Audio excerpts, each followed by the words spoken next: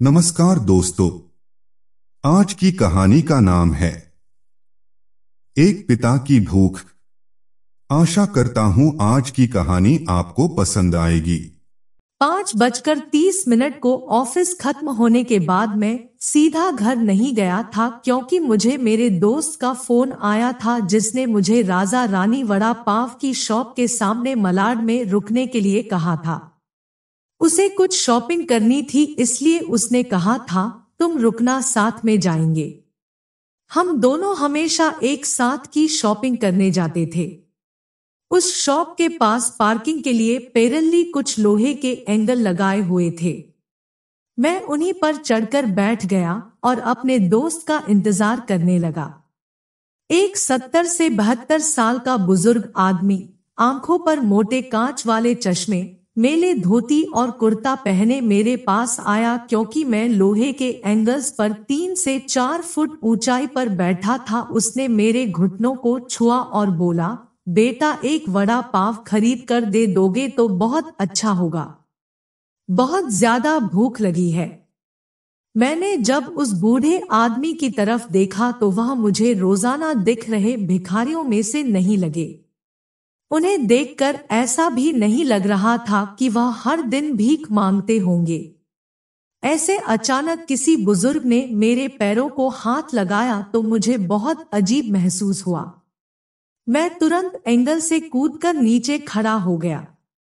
मैंने अपने जेब में हाथ डाला और 50 रुपए निकालकर उस बुजुर्ग को देते हुए कहा, अंकल आपको भूख लगी है तो यह लीजिए 50 रुपए, कुछ खा लीजिए।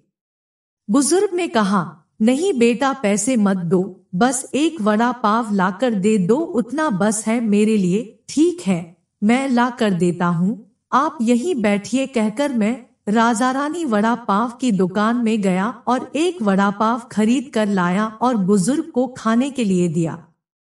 बुजुर्ग नीचे बैठकर वड़ा पाव खाने लगे।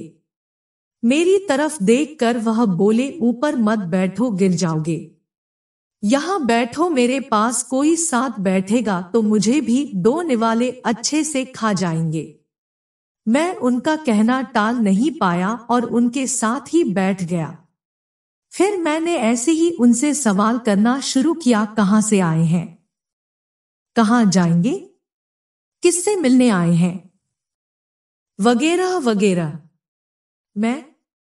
मैं नागपुर से आया हूँ, एक छोटे से गांव में रहता हूँ। यहाँ मुंबई में मेरा तुम्हारे जितनी उम्र का एक बेटा है, एक बड़ी कंपनी में इंजीनियर है, उससे मिलने आया हूँ। 2 साल पहले उसकी शादी हुई, लव मैरिज। बहू पढ़ी लिखी है, नए विचारों वाली। उसे सास ससुर यानी कि हम पति पत्नी गंवार लगते हैं, इसलिए हमारे साथ रहना उसे अच्छा नहीं लगता। इसलिए बेटा अब अलग रहता है, यही मुंबई में 2 सालों से। परसों मेरे इस मोबाइल पर उसका फोन आया था। कह रहा था अमेरिका में नौकरी मिली है उसे, बीवी को लेकर जा रहा है अमेरिका 10 साल के लिए। यहाँ मुंबई में था तो 6 महीने में एक बार आता था, हम बूढ़े बूढ़ी को मिलने के लिए। अब इतने दूर परदेश जा रहा है, एक बार मिलने के लिए आओ बोला तो अब समय नहीं बचा है, परसों फ्लाइट में बैठकर जाना है कहता है। अब 10 साल के लिए जा रहा है, पता नहीं तब तक हम जिएंगे या मरेंगे, इसलिए सोचा खुद ही जाकर उसे मिल लेता हूँ। कल शाम से एयरपोर्ट को ढूंढ रहा हूँ, लेकिन यहाँ के लोग कहते हैं कि इस एरिया में एयरपोर्ट है ही नहीं। बुजुर्ग ने एड्रेस वाली चिट्ठी मेरे हाथ में देते हुए कहा। उनकी बात सुनकर मैंने कहा, लोग सच कह रहे हैं, एयरपोर्ट यहाँ नहीं है, सांता क्रूज में है। बुजुर्ग ने मेरी तरफ देखकर कहा, लेकिन परसों जब बेटे का फोन आया था तो उसने यही पता लिखवाया था मुझे। लगता है यह फोन भी खराब हो गया है, फोन ही नहीं आ रहा है बेटे का।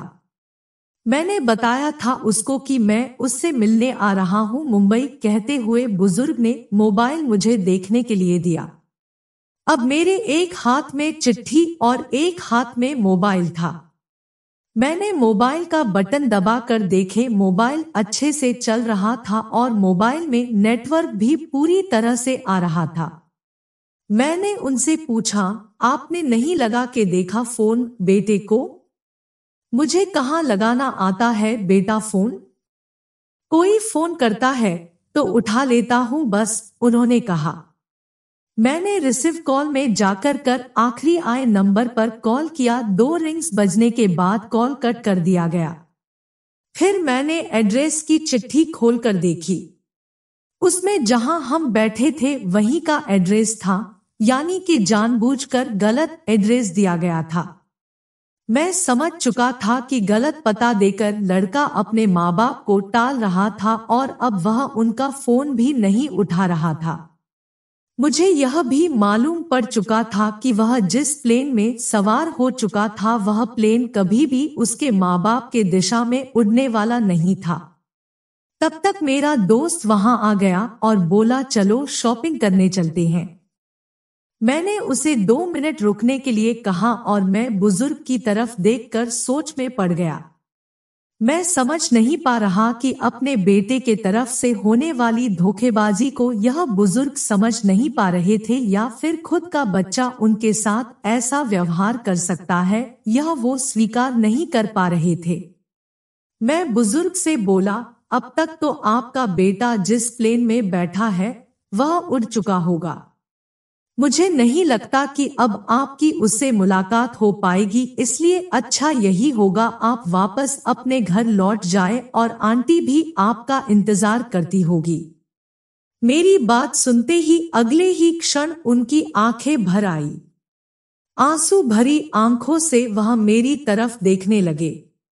घर जाने के लिए भाड़े के पैसे देते हुए मैंने उनके हाथों पर हाथ रखा और पूछा, अंकल मैं कब से आपके हाथों में यह डब्बा देख रहा हूँ, क्या है इस डब्बे में? मोतीचूर के लड्डू हैं मेरे बेटे के पसंद के, उसके माँ ने भेजे हैं, उसके लिए खुद बना कर, बुजुर्ग ने कहा। किसी खंजर से मेरे दिल को चीर कर मेरे अंतःकरण को लहूलुहान कर दिया हो, ऐसी मेरी हालत हो गई। मैं निशब्द होकर बुजुर्ग की तरफ देखता रहा और वहीं बैठा रहा।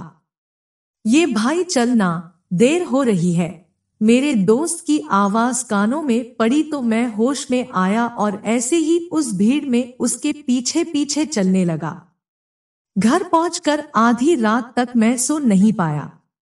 रह रहकर एक ही सवाल मेरे मन में उठ रहा था।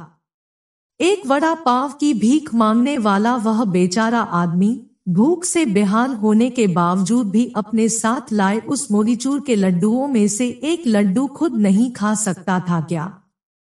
अपने बेटे से इतना प्यार? कैसी लगी आपको ये दिल छूने वाली कहानी? अगर आपको हमारा ये वीडियो पसंद आया हो तो इसे लाइक करें, शेयर करें और कुछ सुझाव देने हो तो कमेंट करें तथा हमारे YouTube चैनल GRP वीड को सब्सक्राइब करें।